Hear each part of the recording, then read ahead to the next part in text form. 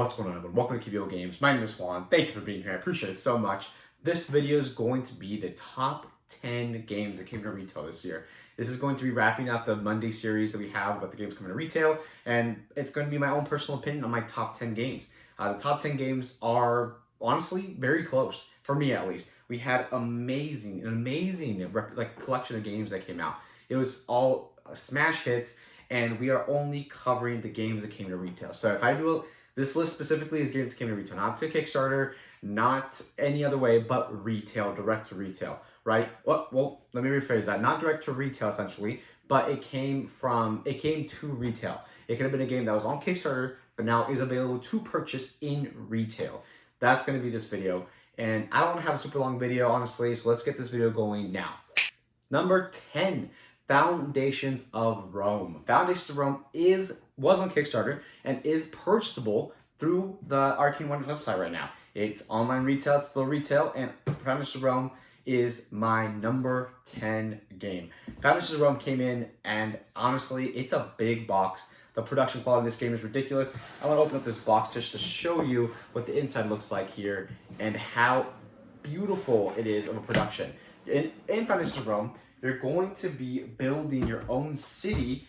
You're going to be founding Rome, and you're going to be purchasing deeds. And these deeds are going to let you build different buildings. And let's see if I can take one of these out without messing up everything inside and making a big old gigantic mess. However, these are going to be your towns, your cities, essentially, your structures in the city, are the different monuments and such, and they're going to be fit in. You're going to be placing them into different sections, trying to combo up different points. Each one of these buildings does something completely different, and they either multiply your points. They're like point multipliers in one way or another, depending on how you put them, where you organize them. These, honestly, the game itself is of the highest production. Like I said, the miniatures look amazing. The game itself plays great. It's a light game, honestly. It's all compact, and it looks massive, but you can set it up in like 5 minutes, right? 5 minutes, and you have the whole game set up ready to play. And that's honestly great. And also, like I said, putting it away, extremely easy. Everything has its own little tray. Foundations of Rome is a great game, honestly. It turned out to be number 10 only because I have so much good things to say about it, but it just, honestly, the game is a great game, and it deserves to be higher on my list, but there's just so many other great games that outdid it. And imagine if this is my number 10, now let's find out what number 9 is. Number 9. Number 9 is going to be The Boys. The board game. It sounds kind of funky, all right? How did this one beat out Foundations of Rome? So, The Boys, honestly, is a fun dice thrower, right? You're throwing a bunch of dice. That's all you're doing. Tossing a bunch of dice, trying to defeat Homelander. If you're not familiar with the comics or like the show even, The Boys essentially is a superhero TV show, or superhero show. It was a comic before it was a show, but we'll talk about the show just because I think that might be more relevant to a lot of people. It's a show where the whole thing is just corrupted superheroes. Honestly, it's a better representation of what society would look like if we had superheroes. They wouldn't be all goods and Superman-ish, right? There would definitely be a lot of corruption. They would do a lot of bad. And The Boys captures that. And the whole goal of this game is going to be to defeat Homelander, who is your main baddie. Let's take off this nice sleeve. This game was also on Kickstarter. However, now it is at retail. Like I said, that's Homelander. That's who you're trying to defeat. You're going around collecting different superheroes, or not even superheroes, different characters from the comics, and you're going to be trying to create your super team to try to come and defeat Homelander. The game, honestly, for me, was a lot of fun. It's a it's actually a simple game. It's a very simple game, however, the thing is, the game can take a long time, because there's a lot of, thinking, and honestly, the actions really seem like the movement specifically, right? You have to move around the board, collect different superheroes, roll dice, hope you hit, wait till someone defeats Homelander. There is no real, per se, a scale of difficulty, I would say, almost. The whole thing is power up your supers, go in, defeat Homelander. The longer you take, the harder it is. There is a game end, essentially. So after you pull the last Doomsday card, the game's over, no one wins, Homelander wins. The game is a lot of fun. Like I said, it's a dice chucker. You're collecting your superheroes. I love the lore of superheroes and the thought of superheroes itself, and I love The Boys as well, so this was my number 9. It came number 9 only because Foundations of Rome is a great game. However, I don't think I had as much fun as hoping I got exactly the number I needed to roll a bunch of dice with all the hard work I did with powering up my superheroes to try to get to that goal of defeating a specific villain to kind of recruit him, or a specific character to recruit them. You have to defeat the character to recruit them, and then going in to defeat Homelander. The Boys was my number 9. And now, let's move on to number 8. Number 8, Final Girl. Look, so this is just the core box, but it's Final Girl. Games at retail now. You can purchase it at retail. Final Girl is a solo game where you're playing as the final girl in a horror movie. And in that horror movie, your whole goal, like I said, is just defeat the bad guy. Defeat the bad guy, and that is by going hand to hand with them, using a bat, using weapons you find throughout the finals, like the final location where you're facing off the baddie. Honestly, Final Girl for me, I am not much of a solo gamer typically, right? Like honestly, with Final Girl, it's a great game and I really enjoy it. The thing is, like I said, I'm not really a solo gamer, but I do enjoy this one. I enjoy Final Girl. I enjoy a couple of solo games, but it's rare for me to bust out a game and say, I'm going to play this game to play by myself. It's honestly extremely rare. And the thing is, even solo modes and other board games I don't really play. However, Final Girl has really touched my heart. It's a really difficult game and punishing, so that's why it is my number 8. It's extremely difficult, and it's all due to luck and chance. However, for some reason, I always seem to come back and keep doing it again, and do it again until I win. There's a bunch of variety to this as well, with a bunch of different boxes or films, I guess, right, to expand the game, and you can intermatch different enemies with different Final Girls, which is a really cool experience for me. Also, I really enjoy the fact that the game itself, honestly, it's all compact. So it all comes in this little box and fits right in. It's all here. However, I guess you do have to carry this box and then also a villain character box, but that's okay with me because, like I said, it's really worth the game and worth the time every time I bring it out to play, and I have a lot of fun. This is going to be Final Girl. Final Girl is going to be my number 8. Now, let's move on to number 7. Ahoy! Number 7 by Letter Games. It's going to be Ahoy. Ahoy is my number 7 by Letter Games. Ahoy by Letter Games is my number 7. So Ahoy, honestly, is going to be a really interesting game. It's such a simple game, but with so much strategy involved to it, in my opinion, honestly. And it's a really interesting experience. This game alone by itself, compared to Root, this is like a lighter way to introduce someone to Root. And I don't mean that in like I mean that in a very, very different way. Because Root is a really complex game. I mean, in Root itself, you're teaching like 4 different games at once. How to play 4 different factions. In Ahoy, it's more like 3, 2. And it's not that difficult because they all play pretty similarly. Some of them have different play styles, but they all are similar.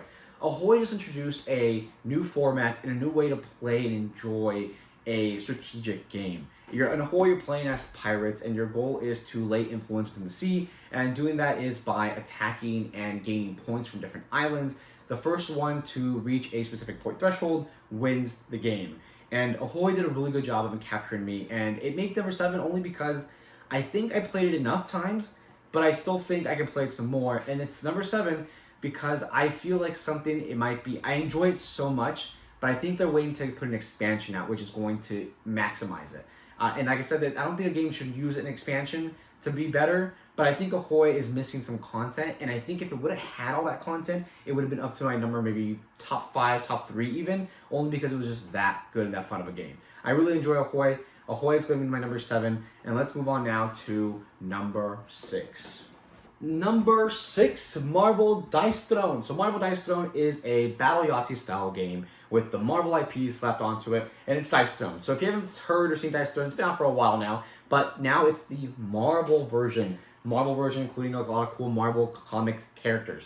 Like I said before, I enjoy a heavier game experience, but Marvel Dice Throne scratches that light itch because I do enjoy games in general, and I do like playing like lighter games. However, I lean more to medium heavy games. However, Marvel Dice Throne has done phenomenal things. It's introduced many different people in game groups that I am now part of to board gaming. New board gamers, essentially, are now like falling more in love with board games.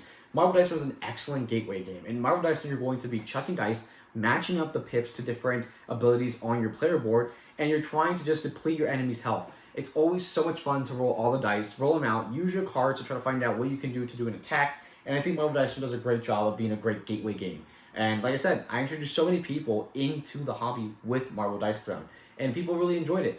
Another cool thing is that with Marvel Dice Throne, it's easy to just bring out. I have the battle chest, and it has the trays just like this. These trays make things so easy to just kind of pop them in your backpack and bring it out wherever, and take it just, now you just 2 characters, and you go in and play.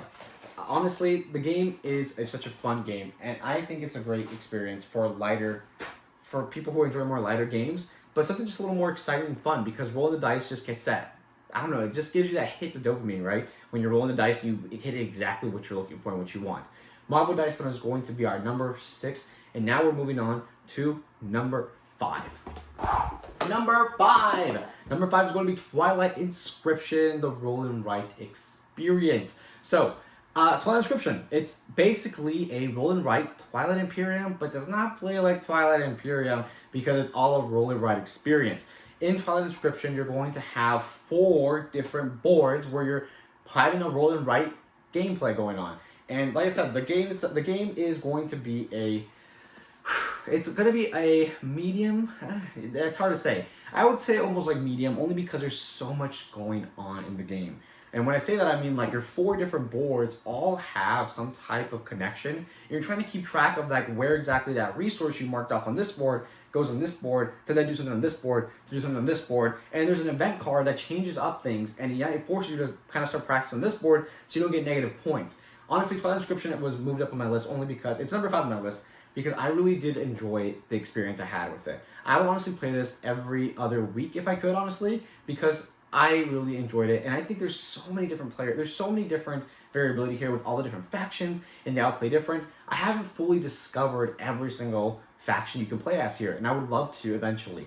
Twilight Inscription is a phenomenal game, and one that I highly recommend if you're looking for a more advanced or difficult or roll and write experience next to other roll and writes, right? But this is going to be for 2022, my number 5 game that came to retail. And next, let's move on to Wonderland's War. Wonderland's War. I did say right before I closed this last game, Wonderland's War, only because this is going to be my number 4, and I think it's an epic experience of a game. Wonderland's War, you're building a bag with the whole Wonderland community here, right? You have Mad Hatter, Cheshire Cat, the Jabberwock, Alice in Wonderland, and the Queen of Hearts. So you're building a bag, and you're going to war. You have tea, you collect you could create relationships, essentially. I call them relationships. I call that section of the tea party, creating relationships, discussing politics, because you're grabbing different little chips and adding them to your bag who are going to go to war for you. And the whole thing is that you're going to be pulling bags, going up against different people in a battle for a certain area to get points. And when you win that battle, you win it by pulling chips from a bag. And if you pull the wrong ones 3 times in a row, you bust. And when you bust, you're out. You basically lost. So Wonderland's War is going to be a great experience. I really enjoy playing this game. I think I played this almost like 10, 20 times, plus more than that, 30 times now I think at this point. I've introduced it to many different people. I've played at different game shops. I have friends who own their copies, and we go over and like, let's play Wonderland's War. And I had a lot of fun exploring the different characters, and I can't wait to see if they add more characters to this eventually. But as of right now, for 2022, Wonderland's War was a phenomenal experience, and I really, really enjoyed it. It's a game that I'm going to keep on playing for a very, very long time. I think Wonderland's War, if anything, it's pretty close to being number, I want to say 2 almost even. Compare these next 3 games basically in my list, 4, 3, and 2, all can be interchanged because they're all so great. My number 1 is far up there, and I'll let you know what it is when I get there. This is going to be Wonderland's War, a phenomenal game that I definitely love, and I cannot wait to play again. Let's move on to number 3. Number 3, Clank Catacombs. Clank Catacombs. It came out in December, and I've played it enough times to say, wow, I truly enjoy Clank in general, and now with Catacombs, it has reignited my love for Clank. For a while, I dropped it only because I was playing so many other games, and I was trying to enjoy them, but Clank itself, Clank Catacombs specifically, introduced a more adventure experience, I feel. The adventure experience I was missing from Clank, only because in Clank you have a stagnant board, and you have a dynamic board in Clank Catacombs. And the dynamic board comes from exploring different tiles. When you're building your game or playing the game, you're building out tiles as you kind of travel along, so you're kind of creating the map as you play. And that's what Clank Catacombs, that's what you're doing in Clank Catacombs. It's all the same game, honestly, within the Clank system. The Clank Catacombs is going to have it's all the same thing. Mechanics from Clank in Space, regular Clank, Clank Legacy, they kind of grabbed them all and just mashed them together into one game. And Clan Catacombs, honestly, is going to be a game that I'm going to bring out more often and play more often, only because of the variable board. Another cool thing about Clan Catacombs, it has a very big future ahead of it. Honestly, because the game has tiles. Imagine an expansion where you can kind of have different tiles, per se, an Egyptian themed tile with mixed in with a underwater themed tile and the catacomb tile. They're going to do a lot with this, and I cannot wait to see where it goes. Now let's move on to number 2. Planet Unknown is my number 2 game that came to retail this year. Planet Unknown. Planet Unknown is going to be a tile placement game using a really unique rondelle system. Rondelle, that's the wrong word. Hold on. Lazy Susan. They have a Lazy Susan in the middle, and you spin it to declare where you want to pull your tile, which then also declares where your other players are going to be pulling their tile as well, because they have their little marker that says when it's moved, that's where you pull from. Planet Unknown is a tile placement game, and honestly, the variability in this game is crazy. The cool part is this game plays well in all player counts, in my opinion. If you play at 6, it's okay. Everyone takes their turn at the same time. So why does it matter? And honestly, even the planets themselves, they're all different. They all have different scoring. They score differently. And even the corporations you play as all play differently. So you can interchange planets and corporations non-stop and have such a fun, replayable experience every time. I love the puzzle it provides with the different planets, or the different difficulties it does with different planet levels or complexities, as well as the corporation's complexities as well. Planet Unknown is a phenomenal game, and I got it from Kickstarter. It came from Kickstarter, but now it's on retail, and I can't wait to play this game again and again and again. I introduced this game to many different people, and they've all loved it as well and purchased their own copy. Planet Unknown is going to be a game that I'm going to have in my collection probably for the rest of my board game career, I want to say. But during the hobby, I guess, I would never get rid of this game, only because I enjoy it so much. This is going to be Planet Unknown, and it's my number 2. And now let's go on to my number 1 game. Blood on the Clock Tower is my number 1 game that came to retail in 2022. The list came to retail is such an interesting thing because it's hard to say, and I think this game, let's just go on with the video, but Blood on the Clock Tower came to retail this year after it was on Kickstarter. You can buy it on their website right now, and they ship it to you right away. In I think a week or 2 weeks. Not right away. Don't quote me on that. Like a week or 2 weeks. Blood on the Clock Tower provides such an awesome social deduction experience. Probably one of the best social deduction experience I've ever had with a board game. With a game. This game is such an interesting, unique experience when you're playing as a player and when you're also being the game master. Yeah, you are the game master. You have a game master in this game. And you're developing a story, essentially. All the different players, as you plug in, you put different tokens in a bag, everyone pulls their role, and all those roles create a massive puzzle when you're playing. However, when you're playing the game master, you're watching it all unfold, you're kind of watching your chaos slowly unfold and seeing people just kind of go a little bit mad, I guess, discussing and trying to figure out what exactly is going on or who is the demon. In Blood on the Clock Tower, you're playing as, if you're the bad guy who you're trying to kill the townsfolk, you're going to be the demon. And there's different types of demons. It's not just kill somebody, but there's one that there's assistants to the demon who poison people to make sure that their abilities don't work. Everyone has a special power as well. I have never felt like a game has fully captured the social deduction experience the way Blood on the Clock Tower has. And Blood on the Clock Tower hasn't captured that to the 10th degree in every percentage, in every form. It hasn't captured that. It hasn't captured the social deduction experience to the 10th degree. You truly feel like you're deducting and you're socializing. You have to socialize to deduct everything. It's not just powers and abilities that happen that you have to use to deduct, but it's also you have to talk to people to find out what is going on, who is the demon. And like I said, when you're playing it as the character or the player, you feel like you're actually deducing something. You feel like you're trying to figure out who's who, what's what. And when you're playing as the game master, it's really interesting to watch your whole narrative just unfold when everyone's discussing this person's being blamed or that person's being blamed and this person's lying. And you're just sitting there watching everybody as they all fall into madness, trying to figure out what is going on and who is who.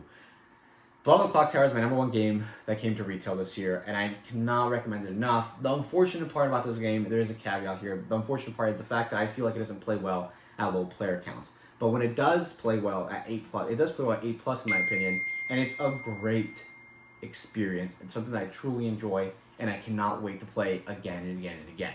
And a lot of people I've played with have also had the same feeling. They just want to play Blood on the Clock Tower every time there's a large group of people. Jeez. What a great experience, and honestly, what a phenomenal and fun list to make this year for all these great games that came out to retail. I cannot wait for next year to find out what games are coming out for next year and what games we're going to be playing and what the new hit game is going to be, because I cannot wait to see what we have in store for such another year of board gaming. This year has been great. All these games have been great, and thank you so much for watching this video. And if you made it this far, I appreciate it a lot. This is awesome that you've decided to watch the whole top 10 and not skip to the middle or the bottom, because I'm sure that's not what you did. You should have watched the whole video and not skip to the end. But through and through, thank you for watching the video. I appreciate it so much, and I hope you enjoy this top 10 list. Have a great one.